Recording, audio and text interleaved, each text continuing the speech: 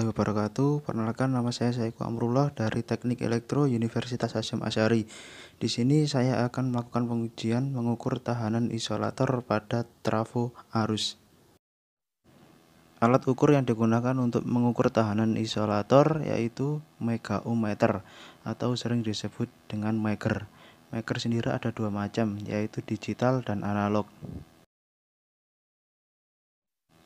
Nah, untuk meger yang selanjutnya ini sama meger digital seperti tadi.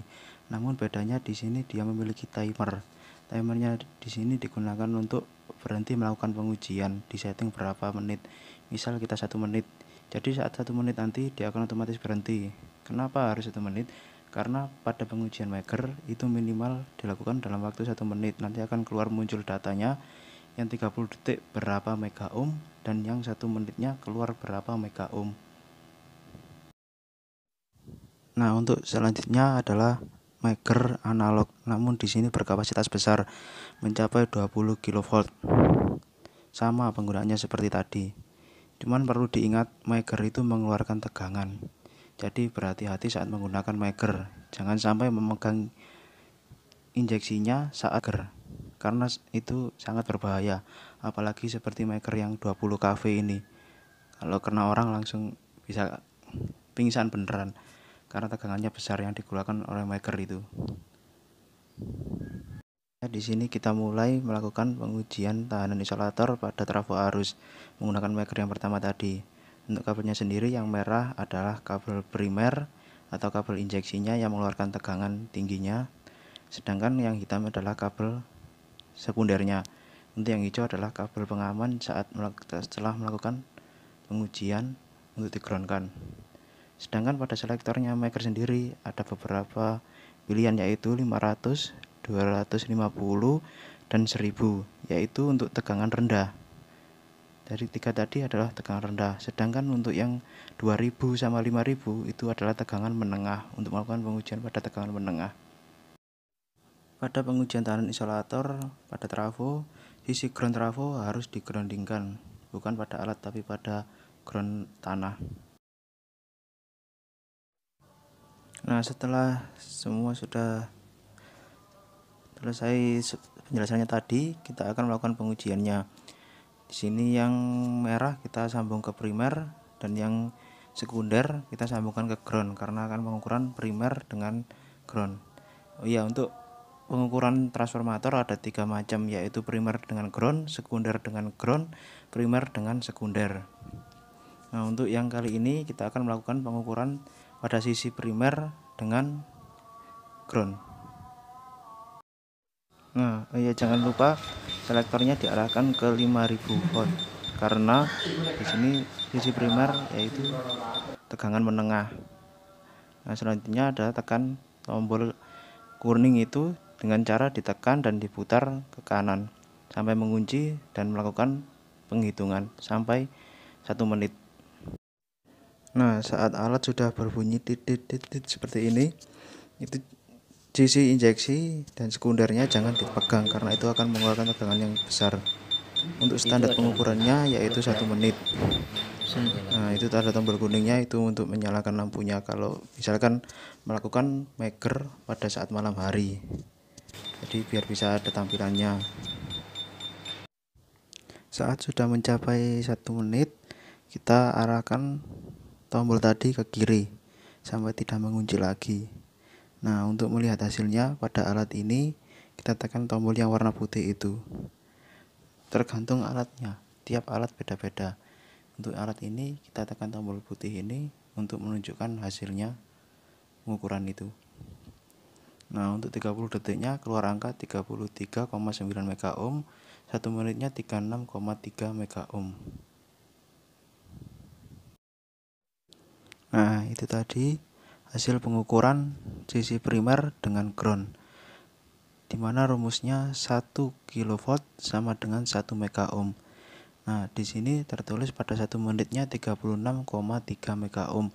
Berarti trafo arus ini masih berfungsi dengan normal, karena sisi primernya seharusnya minimal itu 20 kV. Karena di sini tertulis 36,3 mega ohm, berarti bisa menerima tegangan sampai 36,3 MΩ. Nah, setelah didapatkan hasil yang bagus tadi dari primer dengan ground, sekarang kita akan melakukan pengujian sisi primer dengan sisi sekunder dari trafo arus ini. Selektornya tetap pada 5000 volt, kita tekan dan putar ke kanan searah jarum jam sampai berbunyi.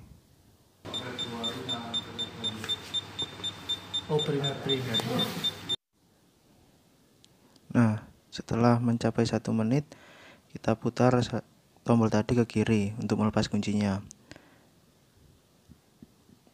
Untuk tampilan ukurannya 30 detiknya 216 MΩ, sedangkan untuk 1 menitnya adalah 198 MΩ. Nah, di sini kenapa ukuran tahanan isolatornya lebih besar primer dengan sekunder daripada primer dengan ground?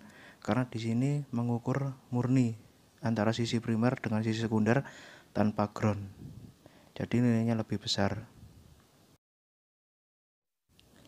Nah, selanjutnya kita akan mencoba menguji tahanan isolator antara sisi primer dengan sisi primer trafo. Di sini ada primer 1, primer 2, kita akan coba uji. Namun jangan lama-lama karena ini sebenarnya langsung itu. Harusnya nilainya 0,0 MΩ atau mendekatilah. Nah, selanjutnya di sini kita akan melakukan pengukuran antara sisi sekunder dengan groundnya. Karena kan tadi sudah primer ground, primer sekunder, selanjutnya adalah ground dengan sekunder. Nah, setelah itu kita pasang kabel injeksi pada sekunder, kabel sekunder pada ground, dan kita arahkan selektornya pada 1000 volt. Bisa 1000 volt atau 500 volt sebagai tekanan menengah. Namun kita maksimalkan dulu nilainya agar pengukurannya nanti bisa terukur dengan sesuai. Setelah itu kita tekan tombolnya seperti tadi dan putar ke kanan searah jarum jam sampai berbunyi dit-dit seperti tadi.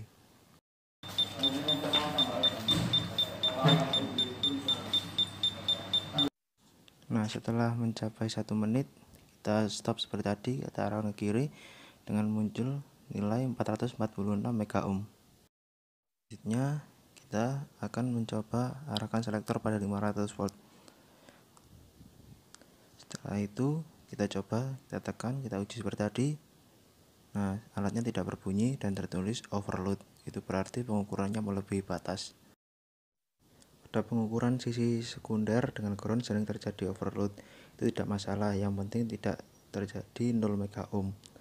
Karena sisi primer dengan sekunder atau sekunder dengan primer atau sekunder dengan ground, kalau 0 MΩ berarti ada masalah.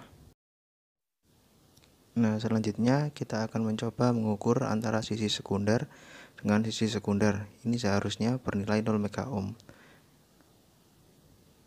dengan menggunakan selektor tetap 500 volt tadi.